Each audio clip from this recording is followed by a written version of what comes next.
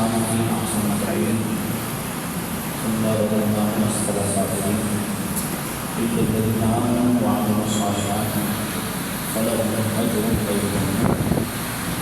صدق الله مولانا العظيم وصدق رسوله النبي الكريم الأمين ونحن على ذلك من الشاكرين والشاكرين والحمد لله رب العالمين.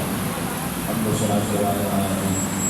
حاضر الكرام وحاضرین شامعین، آج ہم محفل پاک اور سلسلہ نصاب الصلاۃ کا چلتا ہے تو محترم جناب حمید قادری صاحب اور مانی بھائی عمران بھائی فلانی کا فرمان اور فیصل بھائی باندھا رحمہ اور محمد امین صاحب کی گودر محترم احترام چکر سلسلے میں پاس کر سکتے. ویسے تو انسانی ثواب کا موضوع ہے، مجھے جو ہے وہ حکم ملا ہے اور یہ بھی حکم ملا ہے کہ سیدنا حضرت ابی عبداللہ رضی اللہ عنہ کا اور سے مبارک نہیں ہے تو اس حوالے سے انسانی ثواب آ جائے گا اور حضرت سیدنا ابی عبداللہ رضی اللہ عنہ کا فیض بھی ہم کو مل جائے گا اور آپ کے توسل سے حضرت جناب امین بھائی کی والدہ مرحومہ کو انسانی ثواب کیا جائے گا. یہ بھی اچھی بات ہے کہ نسبتوں کے ساتھ جو ہے وہ اور نسبتوں کو وسیلہ بنا کر اپنے بزرگوں کو انسانی ثواب کرنا ہی ہے. یہ بزرگوں کا اہل سنت کا شعار ہے، اہل سنت کا طریقہ ہے. میں چند ایک گزارشات آپ کو گزار کرتا ہوں، مجھے سنتے ہی رہتے ہیں. میں چاہتا ہوں آج کی محفل آج ہوتے چند ایک کلمات عقائد و اصلاح کے حوالے سے آپ کو گزار کرو تاکہ انسانی ثواب بھی ہو جائے اور اس محفل کے توسط سے ہمارے عقیدے بھی درست ہو جائے اور اس کے ساتھ ساتھ ہمارے اعمال کی اصلاح بھی ہو جائے. یعنی ایک پر کئی کاج والی بات ہے اور یہ محفل پاک جو ہے ہماری نجات کا وسیلہ بن رہا ہے. لیکن میں چاہتا ہوں توجہ ہوں آپ کی باہر آپ بیٹھے ہوئے ہیں محفل کی رونق کو جو ہے وہ محفل غربت کو اعمال سمجھتا ہوں کہ وہ بھی اندر آ جائیں اور پیچھے آپ بیٹھے وہ بھی سامنے آ جائیں اور یہ محفل پاک جو آخری انتخاب میں ہے احساس بھی ہے کہ آپ کافی دیر سے جو ہے تشریف رکھتے ہیں اور اس کو سادہ کرتے ہیں، ٹی کو بند کرتے ہیں تاکہ بات سمجھ میں آئے. قرآن پاک میں اللہ رب العالمین نے واضح طور پر ارشاد فرمایا کہ ہر نفس میں موت کا ذائقہ چکھنا ہے. کوئی دنیا سے پہلے چلا جاتا ہے، کوئی بعد میں چلا جاتا ہے، کوئی پیدا ہوتے ہی چلا جاتا ہے، کوئی دنیا میں آنے سے پہلے ہی چلا جاتا ہے. نفس جو ہے نا، نفس اس کا مطلب ہے جان. تو پھر یہاں صرف نفس سے مراد انسان کی جان ہے بلکہ اس میں حیوانات، پرندے اور شراب الارض جو بھی زیرو چیز ہے نا اس کو موت آنی ہے. کوئی یہ وثوق سے نہیں کہہ سکتا کہ وہ قیامت تک زندہ رہے گا، ایسا تو نہیں ہے. اور جب ایسا نہیں ہے تو اللہ رب العالمین نے واضح طور پر ارشاد فرمایا کہ کل نفس ذائقۃ الموت، ہر نفس نے موت کا ذائقہ چکھنا ہے. ہر نفس نے جب دنیا سے جانا ہے تو اس کا مطلب یہ ہوا کہ کوئی بھی یہ نہیں کہہ سکتا کہ میں اتنے دن بھی رہ سکتا ہوں. قیامت تو چلے بہت دور کی بات ہے، موت برحق ہے لیکن کسی کی کوئی ڈیٹ فکس نہیں ہے. یہاں تک کہ اگر ہاسپٹل میں بھی کوئی مریض ہمارا پیشنٹ ایڈمٹ ہوتا ہے نا اور ڈاکٹر یہ نہیں بتاتے کہ بھائی یہ فلاں دن دنیا سے چلا جائے، یہ کسی نے کہا ہے. اگر کہے گا تو پھر اس کا مطلب یہ ہے کہ وہ نعوذ باللہ من ظالم، تو پھر اللہ کے رسول صلی اللہ علیہ وسلم سے بھی زیادہ یہ تو نہیں سمجھ سکتا. اس لیے کوئی یہ نہیں کہے گا کہ اس کے پاس 1 گھنٹہ ہے 2 گھنٹے نہیں. ایسا بھی ہوا کہ کئی ڈاکٹر نے کہا کہ بھائی اس کو 2 دن ہے اس کے پاس، وہ 2 سے زیادہ بھی دن جی لیتا ہے.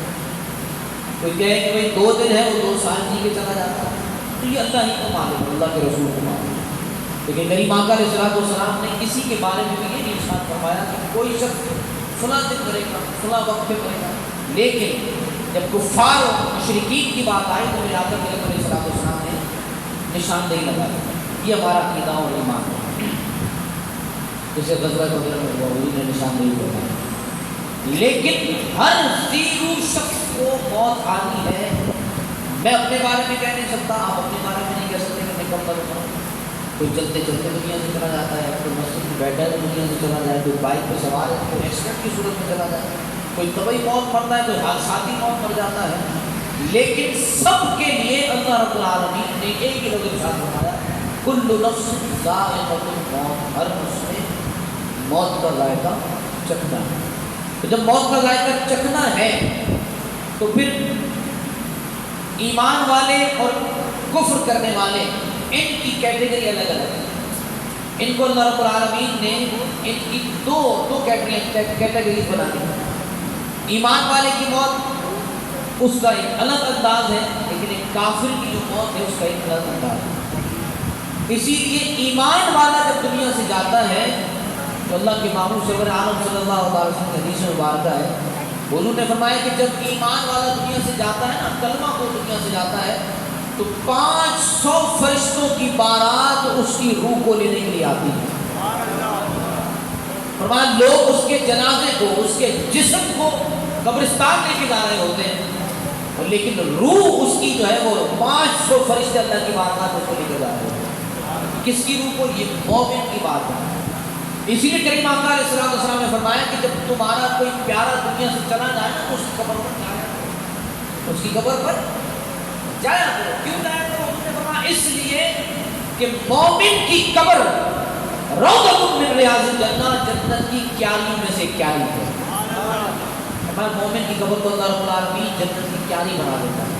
تو جب ایک مومن کی قبر کا یہ حال ہے تو پھر اللہ کے جو نیک بندے ہیں، جو اولیاء ہیں، جو صلحاء ہیں، جو اور اوپر کے لوگ ہیں جن کو اللہ رب العالمین نے اپنا قرب عطا فرمایا ہے، پھر ان لوگوں کا مقام کتنا بلند ہوگا۔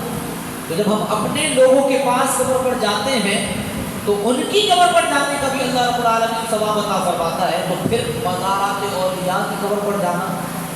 تو اسی لیے کریم آقا علیہ السلام خود احد کے مزارات پر جایا کرتے تھے، اور یہ حدیث مبارکہ ہے کہ حضور احد کے مزارات پر جایا بھی کرتے اور حضور سرور عالم صلی اللہ تعالی علیہ وسلم وہاں فاتحہ بھی پڑھا کرتے۔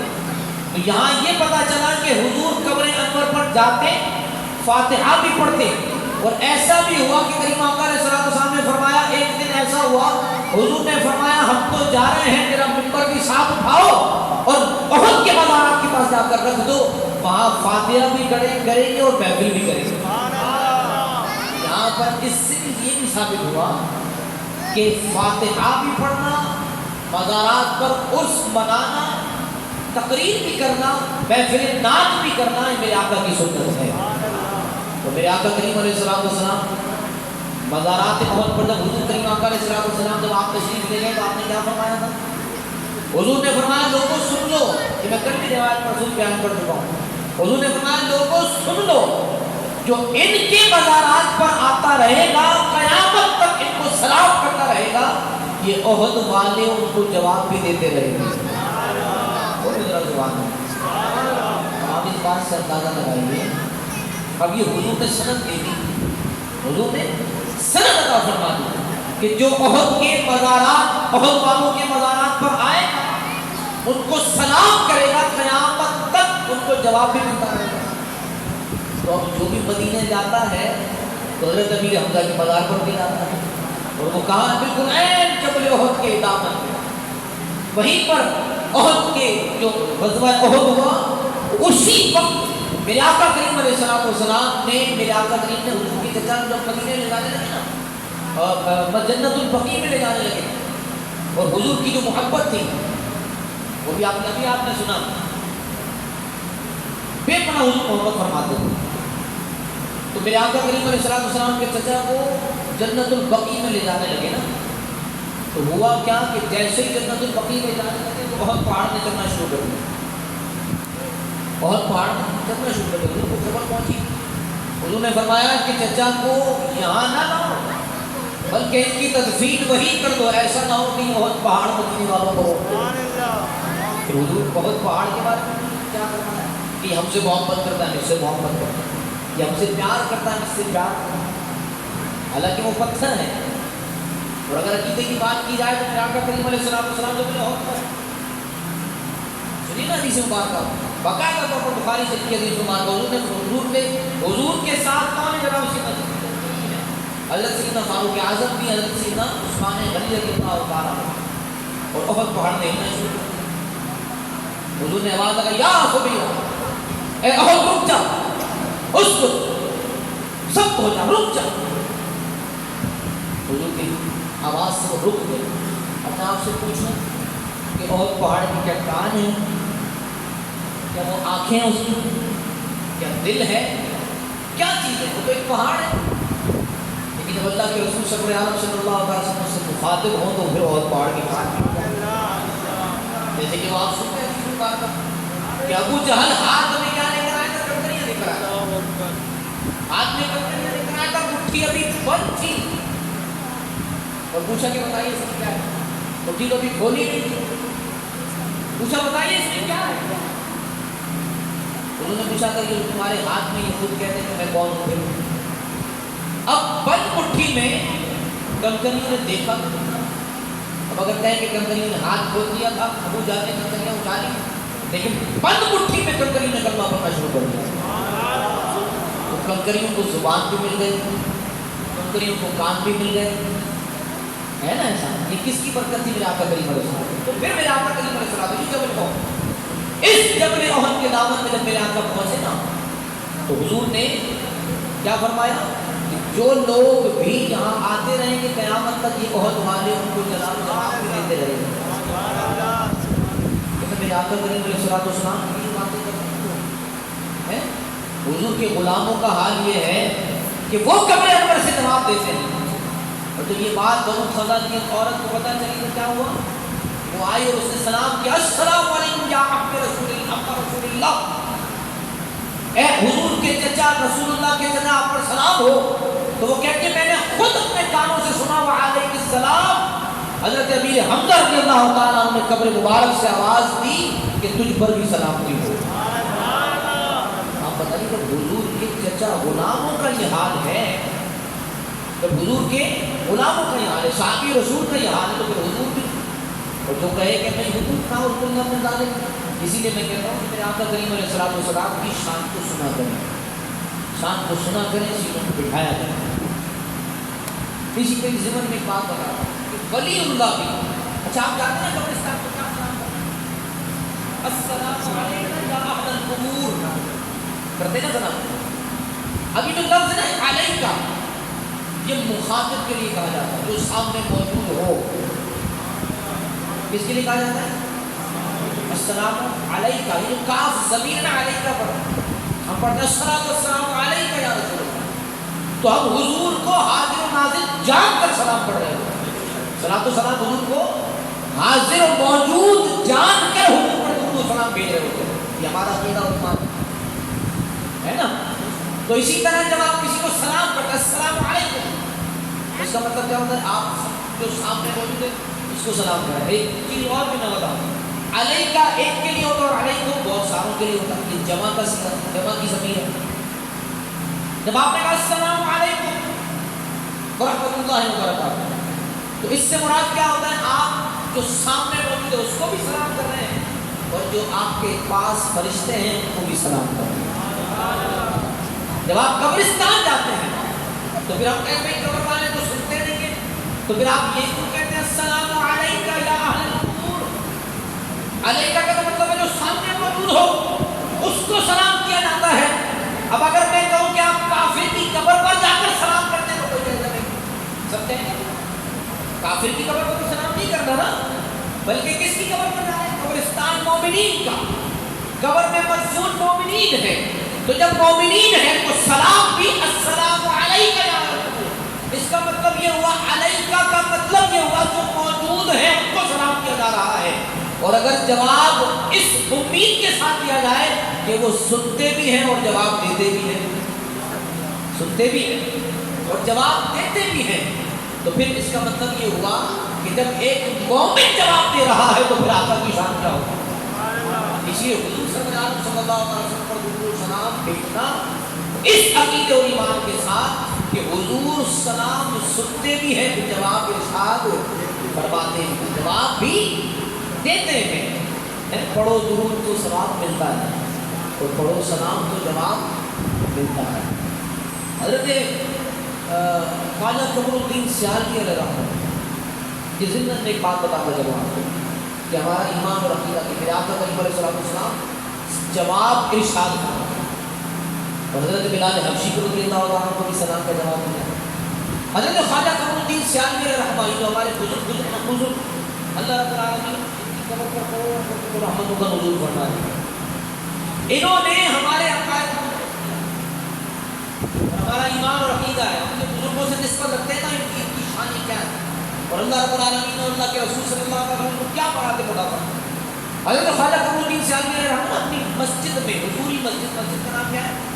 مسجد حضوری، آج بھی آپ کے دربار انور پر وہ مسجد موجود ہے، تو وہاں آپ نماز ادا فرمایا کرتے ہیں۔ خواجہ قمر الدین سیالوی صاحب تھے یا خواجہ شمس الدین سیالوی صاحب تھے، تو آپ نماز ادا فرما رہے تو تحیات بیٹھے تھے، امام صاحب نماز پڑھا رہے تھے اور آپ ابتدا میں تھے، امام صاحب نے سلام پھیر دیا لیکن آپ بیٹھے ایسے بیٹھے، لوگ ہاتھ ملا کر چلے بھی گئے لیکن آپ اسی طرح بیٹھے رہے، اسی طرح بیٹھے۔ ایک شخص تھا، بلند تھا، مرید تھا آپ کا، وہ بڑی دیر سے مشاہدہ کر رہا تھا کہ حضور آپ ابھی تک اتنی دیر ہو گئی، لوگ تو چلے گئے ہیں لیکن آپ اسی طرح بیٹھے ہوئے تھے۔ آپ نے سلام پھیرا تھا، پھر اس کے بعد جب آپ نے پوچھا، اس نے شخص نے پوچھا حضور کیا معاملہ ہے، آپ ایسے ہی کیوں بیٹھے ہوئے ہیں؟ ابھی تک آپ نے سلام نہیں پھیرا تھا، لوگ تو چلے بھی گئے ہیں، آپ نے سلام کیوں نہیں پھیرا؟ آپ نے کہا ابھی عقیدے اور ایمان کی بات۔ آپ نے فرمایا میں جب بھی نماز ادا کرتا ہوں اور تحیات میں بیٹھ جاتا ہوں تو پھر پڑھتا ہوں السلام علیکم ایھا النبی، حضور کو سلام بھیجتا کہتے ہیں جب بھی میں سلام کرتا ہوں السلام علیکم ایھا النبی، اس وقت تک سلام نہیں پھیرتا جب تک حضور جواب ارشاد نہ فرمائے۔ فرمایا آج جب لیٹ ہوا ہوں تو تجھے کیوں برا لگ رہا ہے؟ لیٹ ہوتا ہوں تو ہوتا ہے، تجھے کیا معلوم؟ لیکن اس نے اصرار کیا کہ حضور معاملہ کیا ہے، اس نے اصرار کیا نا، تو آپ نے فرمایا آج جب میں نے السلام علیکم ایھا النبی پڑھا نا، حضور پر سلام بھیجا تو حضور ابو بکر و عمر سے پہلے گفتگو تھے، حضور نے میرا سلام سن لیا تھا لیکن جواب ارشاد نہیں فرمایا تھا، میں اس انتظار میں تھا کہ حضور جواب ارشاد فرما دے، حضور نے گفتگو ختم فرمائی، حضور نے جواب ارشاد فرمایا، پھر میں نے سلام دے دیا۔ تو حضور صلی اللہ علیہ وسلم حضور کہتے ہیں اللہ کے نبی صلی اللہ علیہ وسلم جواب ارشاد فرمایا، ہمارا ایمان اور عقیدہ۔ تو حضرت سیدنا امیر حمزہ رضی اللہ تعالیٰ عنہ کہ وہ حضور کی چرچا ہے حساب ثواب کے لیے، اور میں نے کل بھی ایک چیز بیان کی تھی آپ کو کہ بندہ اس نیت سے حضور کی بارگاہ میں عرض کرے کہ حضور آپ ہماری فریاد حضور کی بارگاہ میں پہنچا دیں، پھر ہماری بھی حقیقت ہے۔ تو آج کے ان کی نسبت سے بھی آج حضرت امیر حمزہ رضی اللہ عنہ کی نسبت سے بھی محترم امین بھائی کی والدہ مرحومہ کو ان کے توسط سے سارے ثواب انشاءاللہ رضا کرتے ہیں۔ ایک اور شخصیت کا آج پر یوم مثال ہے، پتہ ہے آپ کو؟ معروف شخصیت قائد ملت اسلامیہ علامہ شاہ نورانی صدیقی نظر اللہ تعالیٰ 16 شوال مکرم آپ کا یوم وصال، اب 16 لگے گا۔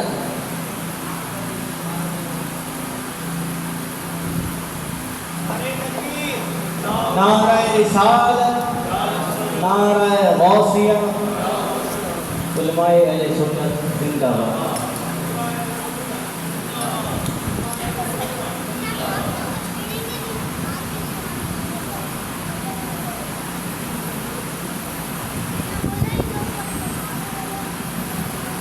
حضرت قائد ملت اسلامیہ علامہ شاہ نورانی صدیقی نظر اللہ تعالیٰ کا سے مبارک ہو جائے اور آپ کے توسل، آپ کا وسیلہ بھی حضور کی بارگاہ میں پہنچ جائے، اللہ کی بارگاہ پہنچ جائے تو آپ کی برکتیں اور آپ کی فضل و برکات بھی ہمیں حاصل ہو جائے۔ خیر، آپ کی شان اور آپ کی سیرت مبارکہ کے بہت سے پہلو ہیں، لیکن ایک جو پہلو ہے نا وہ ہے حضور کی ختم نبوت پر پہرا دینا۔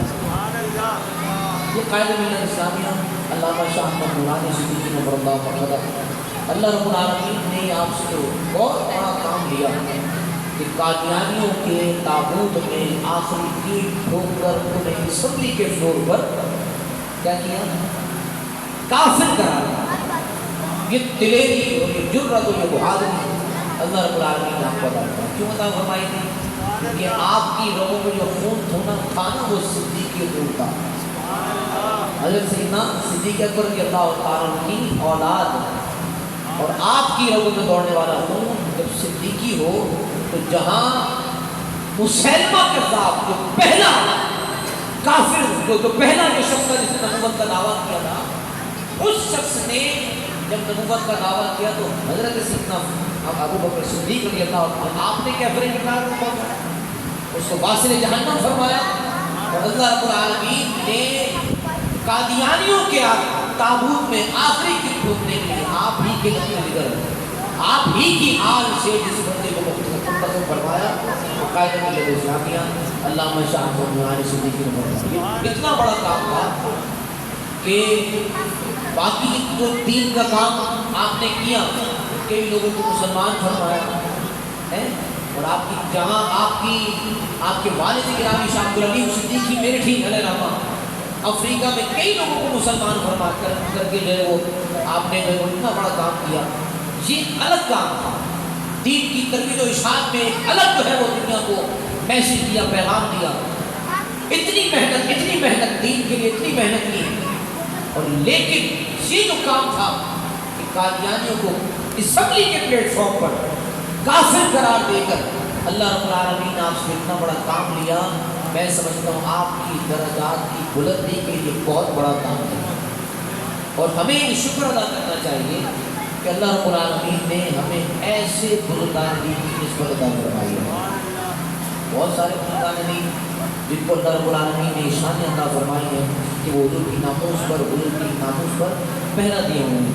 تو آج یہ 16 شوال مکرم اور سے مبارک ہے حضرت قائد ملت اسلامیہ علامہ شاہ احمد نورانی صدیقی نور اللہ مرحبا، اور یہ معروف سی بات ہے، کئی لوگ آئے آپ کے پاس آپ کی جیبیں بھرنے کے لیے ہے کہ حضرت آپ ایسا کریں اور ایسا کریں، لیکن آپ نے ان تمام لوگوں کو کہا کہ ہمارا کیا ہو چکا ہے، بازار مصطفیٰ میں سودا ہو چکا ہے۔ ان کی سوچ ان کی فکر یہ ہو تو پھر اللہ رب العالمین ایسے لوگوں کو نہ منتخب فرمایا ہے نا ایسا۔ تو ان کے اصال ثواب کے لیے بھی آج انشاءاللہ ان کے توسل سے بھی کرنا ہے۔ آخری بات کرتا ہوں، اپنے گفتگو کو سمجھتا ہوں، مجھے آپ کا احساس ہے، مجھے تو آپ سنتے ہی رہتے ہیں، لیکن مجھے اس بات کا احساس ہے کہ کافی دیر سے آپ وہاں بیٹھے ہیں۔ ایصال ثواب، ایصال کہتے ہیں کس کو؟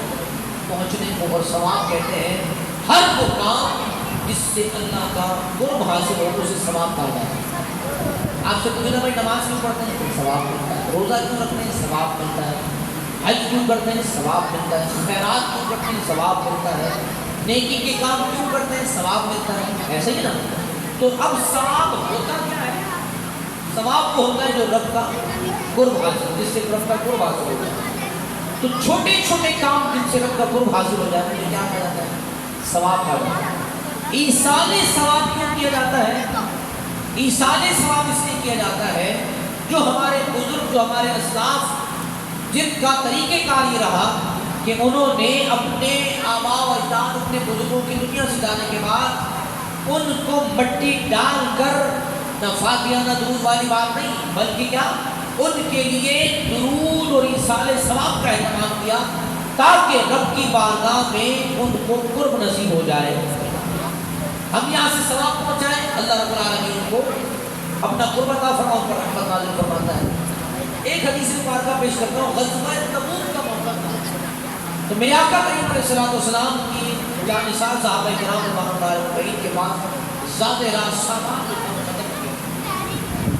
اب صحابہ کرام آپس میں گفتگو کرنے لگے کہ کیا کریں، واپسی مدینے کا سفر ہے، کیسے ہوگا، سامان پردنوش کا ہمارے پاس ہے، اب کیا کیا جائے؟ تو کیا ہوا کہ آپس میں گفتگو ہونے لگی کہ چلو بھائی ایسا کرتے ہیں کہ جو ہمارے پاس اونٹ ہے نا ان کو ذبح کر دیا جائے، اونٹوں کو ذبح کریں اور اپنی خود و نوش کا سامان کریں. لیکن جب یہ بات سیدنا فاروق اعظم رضی اللہ عنہ تک پہنچی نا تو آپ نے تمام صحابہ کرام رضوان اللہ کو نہیں بلا دیا. آپ نے فرمایا کہ اگر ایسا کر دیں تو پھر ہم اپنی سواری کو جس پر سوار ہو کر پہنچیں گے تو پھر پہنچیں گے کیسے اگر یہ سواری کی وہ بھی نہ رہے. پھر انہوں نے کہا آپ کے پاس کیا تدبیر ہے؟ انہوں نے فرمایا جس کے پاس جو کچھ بھی ہے نا وہ لے آئے.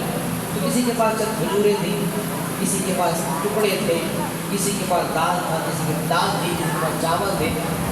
تو جو کچھ بھی جس کے پاس تھا وہ لے آیا. سیدنا فاروق اعظم رضی اللہ عنہ آپ نے اپنا صافہ اتارا, کپڑا بچھایا اور فرمایا کہ اس میں ڈال دیں. وہ سب کچھ اس میں ڈال دے. اگر آپ نے اٹھایا اور حضور کے خیمے میں لے کر پڑھے. مبتدئ سے سننے والی بات, حضور کے خیمے میں لے کر پڑھے.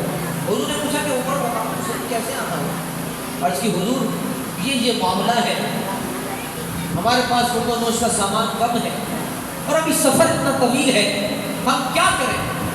میں آپ کی بارگاہ میں یہ حاضر ہوا ہوں لے کر. حضور آپ اس پر دعا فرما دیں. سمجھے کیا حضور آپ اس پر دعا فرما دیں. تو میرے آقا کریم علیہ السلام نے اپنے پورے ہاتھ اٹھائے. حضور نے جیسے ہی اپنے دستے مبارک اٹھائے نا, حضور نے فرمایا بسم اللہ الرحمن الرحیم. حضور نے دعا فرمائی, حضور نے ہاتھوں کو پھیرا, حضور نے فرمایا جاؤ عمر یہ لے جاؤ. حضرت امیر المومنین حضرت رضی اللہ تعالیٰ وہ لے کر صحابہ کرام امام العالمین پر سامان لے کر جا کر تقسیم کر دیا. فرماتے ہیں کہ وہ سامان لے کر میں پہنچا تھا تو چند ٹکڑے تھے, چند کھجوریں تھی, تھوڑا سا سامان تھا. اور صحابہ کتنے تھے؟ 1400 صحابہ کرام. کتنے؟ 1400 صحابہ کرام. وہ کہتے ہیں کہ ہم وہاں سے چلے مدینے پہنچے, فرمایا سامان تھا کہ ختم ہونے کا نام ہی نہیں لے رہا. اب ایک سوال پوچھتا ہوں آپ سے, حضور نے پڑھا کیا تھا؟ حضور نے فرمایا پڑھیں بسم اللہ الرحمن الرحیم. ایک آیت مبارکہ ہے بسم اللہ. کیا ہے؟ حضور نے فرمایا ہر کام شروع کرنے سے پہلے بسم اللہ پڑھیے. ہر کام شروع کرنے سے پہلے بسم اللہ پڑھا کرو, اللہ اس میں برکت عطا فرمائے. جب ایک بسم اللہ ایک آیت کی برکت یہ ہے تو پھر سورہ اخلاص کی کتنی آیات ہیں, سورہ فاتحہ میں کتنی آیات ہیں, سورہ یاسین میں کتنی آیات ہیں, سورہ ملک میں کتنی آیات ہیں. اور اگر کوئی پورا قرآن پڑھ دے پھر ایصال ثواب کے لیے کیا کیا جاتا ہے؟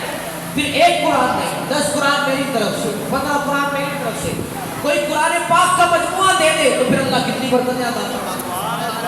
فرمایا ایصال ثواب کیوں کرتے ہو؟ فرمایا اس لیے میرے آقا کی سنت ہے. اور جو ہم ایصال ثواب کرتے ہیں تو پھر ایصال ثواب کے مختلف طریقے ہیں. کسی کی وہ جو ہے وہ کیا ہے, کسی طالب علم کی مدد, کسی یتیم بیوہ کا سہارا بتلایا جائے.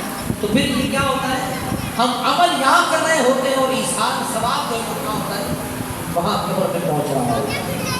یہ ہمارا ایمان ہے. جیسے کہتا کہ 7 دن کی بات آتے ہوئے نا اور عرض کیا رسول اللہ صلی اللہ علیہ وسلم میری والدہ دنیا سے چلی گئی ہے, اگر وہ حیات ہوتی تو میرا یقین ہے کہ وہ کچھ اچھا کام کرتی, وہ کچھ ایسا عمل کرتی جو اس قبر میں بھی راحت و سکون دیتا. تو میں اگر ان کی جانب سے کنواں کھدوا دوں اور لوگ اس سے سیراب ہوتے رہیں تو پھر کیا ان کو ثواب پہنچے گا؟ تو حضور نے فرمایا بالکل پہنچے گا. لوگ اس سے پانی پیتے رہیں گے تمہاری والدہ کو ثواب ہوتا ہے. تو اسی لیے ایصال ثواب اہل سنت کا شعار ہے. اور اس عقیدے اور ایمان کے ساتھ کہ ہم جو یہاں پر درود, فاتحہ, قرآن خوانی, ثنا خوانی, جو بھی ذکر و اذکار کرتے ہیں ان کا ثواب بزرگوں کو پہنچتا ہے. بزرگوں کو پہنچتا ہے. جب بزرگوں کو پہنچتا ہے تو پھر ہم آقا علیہ السلام کی بارگاہ میں جب یہ درود و سلام پیش کرتے ہیں تو پھر بزرگوں کو بھی پہنچتا ہے. بولے نا پہنچتا ہے. تو اسی لیے جہاں بھی اہل سنت کا یہ شعار ہے کہ جب بچہ پیدا ہوتا ہے تب بھی میلاد کی محفل سجا لیتے ہیں, جب دنیا سے کوئی جاتا ہے تب بھی میلاد کی محفل سجا لیتے ہیں. اس کا مطلب یہ ہوتا ہے کہ ہمیں صرف بہانہ چاہیے ذکر مصطفیٰ کرنے کا. بس جب موقع ملے ہم حضور کی یاد میں محفل سجا لیتے ہیں.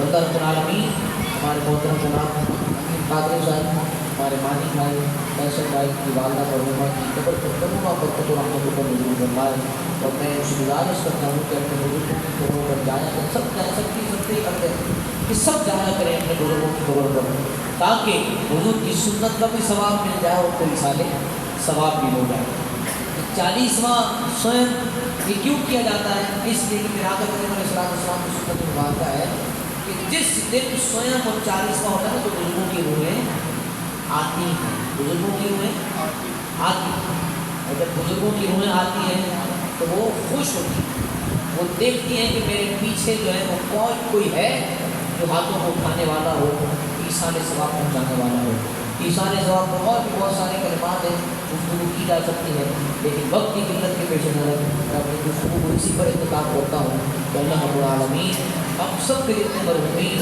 اس دنیا سے رخصت ہو چکے ہیں اللہ رب العالمین سب کی قبروں پر کروڑوں برکت و رحمتوں کا نزول فرمائے بالخصوص ہمارے مبین صاحب کی زوجہ مرحومہ کو اللہ رب العالمین اپنی جوار رحمت میں جگہ عطا فرمائے اور بالخصوص وہ خود کو اللہ رب العالمین سے کامل عاجزہ عطا فرمائے اور ان کا سایہ عاقبت ان کے خاندان پر ان کے بچوں پر صحت و عافیت کے ساتھ اللہ رب العالمین تعدیر قائم دائم فرمائے وآخر دعوانا الحمدللہ رب العالمین محفل اختتام کی طرف منقبت اور سلام و سلام کے لیے میں محترم سید بلال قادری سے گزارش کرتا ہوں کہ وہ منقبت اور سلام و سلام کی